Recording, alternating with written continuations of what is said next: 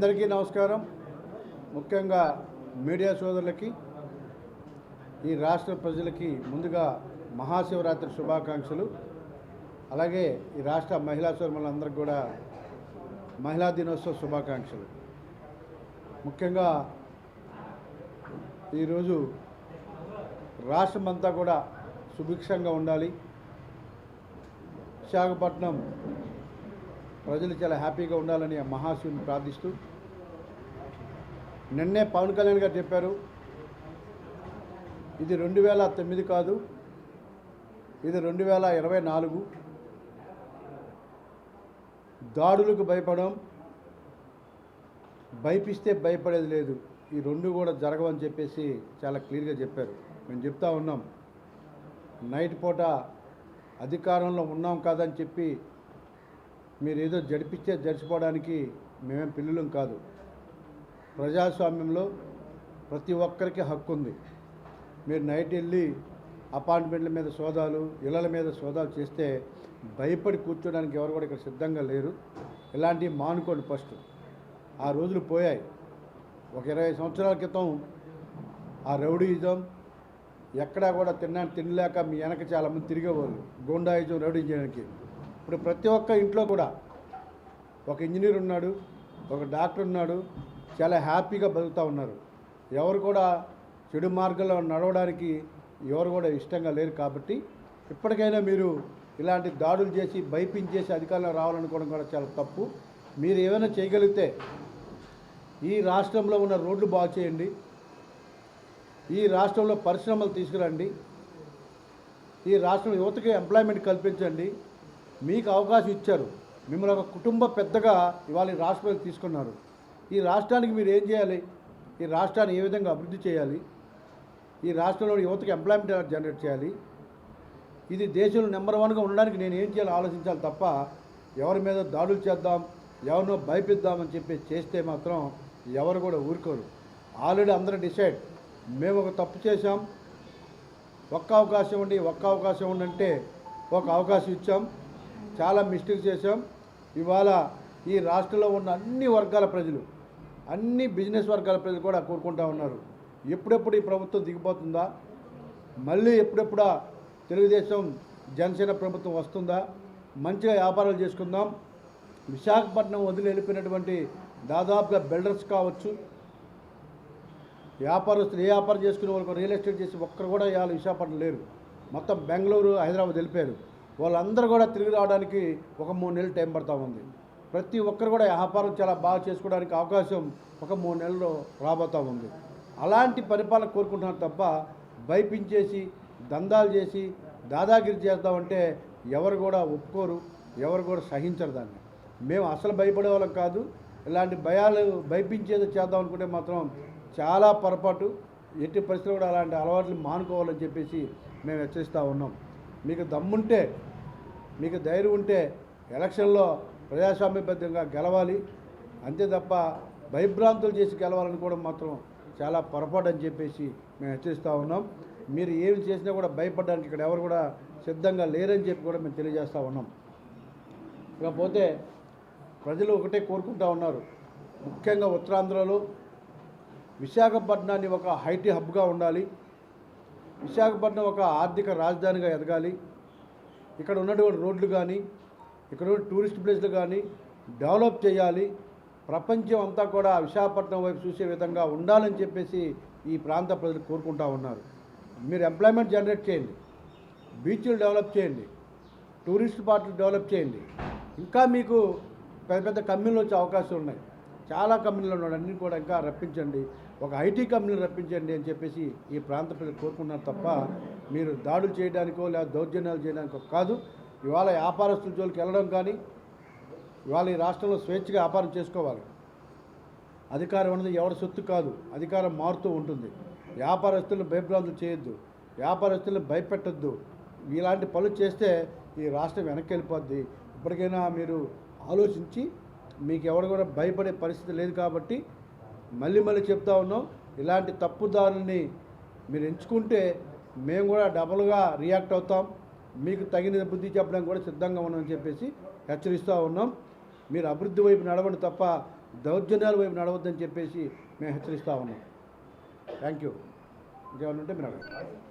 అంటే ఆల్రెడీ జగన్మోహన్ రెడ్డి గారు మొన్న వచ్చి విజన్ వైజాగ్ ఆల్రెడీ 1,05 కోట్ల రూపాయలు పెట్టుబడి చేస్తాం, విశాఖను డెవలప్ చేస్తాం, మీరు కూడా అదే పోతున్నారు. అందులో వాళ్ళు ఏం చేసినట్టు మీరు ఒకటే గ్రహించాలి, విశాఖపట్నంలో ఈ 5 సంవత్సరాల్లో దాదాపు 5 సంవత్సరాల్లో ఏమి చేశారో మీ అందరికీ తెలుసు, మాకు తెలుసు.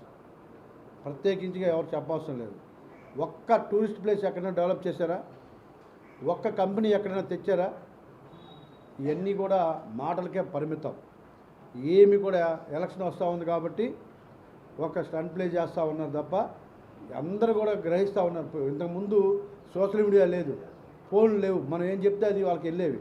ఇప్పుడు అంతలక్క కూడా అందరు చూస్తూ ఉన్నారు. ఎక్కడ కూడా విశాఖపట్నం ఉత్తరాంధ్రకి ఏమీ చేసింది లేదన్న విషయం జనరల్గా రొటీన్గా జరిగేది తప్ప ప్రత్యేకించి ఏమి చేసింది కూడా లేదన్న విషయం మీకు తెలియపరుస్తా ఉన్నాను.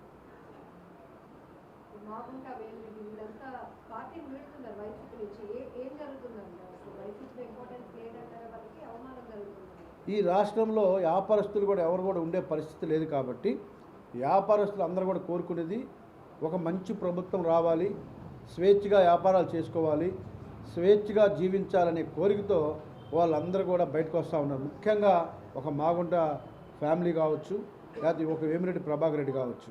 మీరేదో సాంసం పాలు ఇచ్చి ఆవును అమ్ముకొని దేనికి కొనుక్కున్నట్టుగా ఇవాళ ఏం మాట్లాడుతూ తెలియదు ఒక పిచ్చిమాల ఒక చెవిరెడ్డిని ఉంచుకొని మాగుంటే ఫ్యామిలీ వదులుకున్నాడు.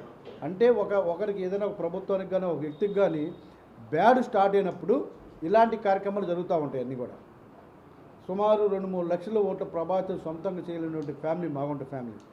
సో ఆయన వదులుకొని ఇవాళ చెవిరెడ్డి తెచ్చుకున్న చూసారా, ఇలాంటివే బ్యాడ్ సిగ్నల్స్.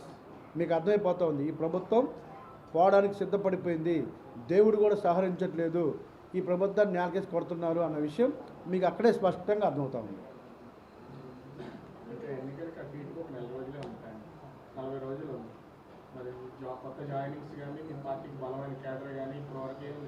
ప్రస్తుతం అందరం కూడా ఎలక్షన్ మూడ్లో ఉన్నాం. జాయినింగ్స్ కంటిన్యూ అవుతానే ఉన్నాయి. ఈరోజు కూడా చేసాం, రేపు చేస్తాం. జాయినింగ్స్ ఎక్కడ ఆగు. కాకపోతే ఎలక్షన్ ముందు అందరికి కూడా ఏదో ఒకటి ఆశించి వస్తారు కాబట్టి ఇక్కడ ఇచ్చే పరిస్థితుల్లో తెలుగుదేశం పార్టీ కావచ్చు, జనసేన కావచ్చు ఇప్పుడు అవకాశం ఇచ్చే పరిస్థితులు లేవు కాబట్టి కొంచెం జాయినింగ్స్ అన్నవి ఏ కోరిక లేని వాళ్ళు అయితే జాయిన్ చేసుకుంటాం. ఏదో ఒకటి కోరుకొని వచ్చినప్పుడు అవకాశం లేనప్పుడు వాళ్ళని జాయిన్ చేసేసి ఇబ్బందులు పడకూడదని ఎలక్షన్ తర్వాత జాయినింగ్స్ కంటిన్యూ చేస్తాం. ఇప్పుడు కూడా కోరికలు లేని వాళ్ళకి జాయినింగ్స్ 100% ఇస్తాం.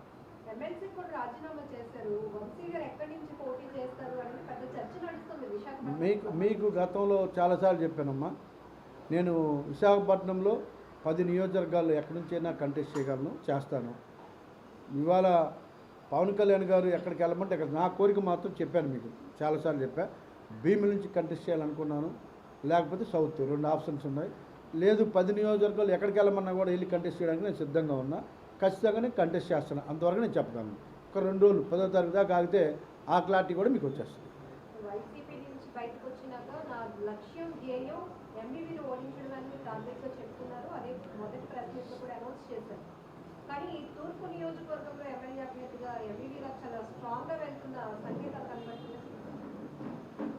మీరు అనుకుంటా ఉన్నారు స్ట్రాంగ్ అని, ఏదో లేడీస్కి చీరల పంపిణీ చేస్తే చాలా స్ట్రాంగ్గా అని మీరు అనుకుంటా ఉన్నారు.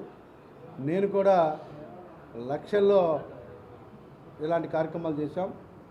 జాలార్పేటకు మీరు వెళ్ళి చూస్తే ఫస్ట్ ఉన్న ముఖదూరం దగ్గర నుంచి ఆ అమ్మవారి గుళ్ళు దగ్గర నుంచి ఆ పెద్దిల్లు వరకు సర్వస్వం నేను చేసినవే. దాదాపు విశాఖపట్నంలో 10 కమ్యూనిటీ హాల్స్ కట్టుంటారు సొంతంగా. దాదాపుగా నేను ఇవ్వన హెల్ప్ చేయనప్పుడు టెంపుల్ ఉండదు. ఇవన్నీ చేస్తేనే మనం గెలుస్తాం అనుకుంటే చాలా పొరపాటు. దానికి క్యారెక్టర్ ఉండాలి, ప్రజలకు నమ్మకం ఉండాలి. అవి 2 లేని వ్యక్తి ఎంఈవి. మీరు అనుకుంటున్నారు ఎంఈవి గెలుస్తారని.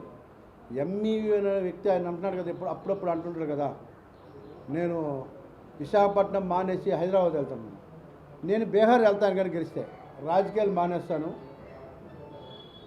అన్నీ మానేసి నేను మొత్తం కుటుంబంతో ఆయన కానీ గెలిస్తే బీహార్ వెళ్తాను, మీకు అది ఛాలెంజ్ చేస్తాను. విశాఖపట్నంలో కదా నేను బీహార్ వెళ్తాను, నేను మాట మీద నిలబడతాను, మీకు తెలుసు కదా. ఆయన గెలిస్తే బీహార్ వెళ్తాను, నేను కావాలంటే ఛాలెంజ్ చేస్తాను. ఆయన గెలవడు కాబట్టి నేను ఎక్కడికి వెళ్ళవసరం ఉండదు, సమస్య లేదు, ఛాలెంజ్ చేస్తా ఉన్నా మీకు. నేను విశాఖపట్నంలో ఉండగా మీకు గతంలో చెప్పా, నేనుండగా అతను గెలవడం అనేది ఇంపాసిబుల్.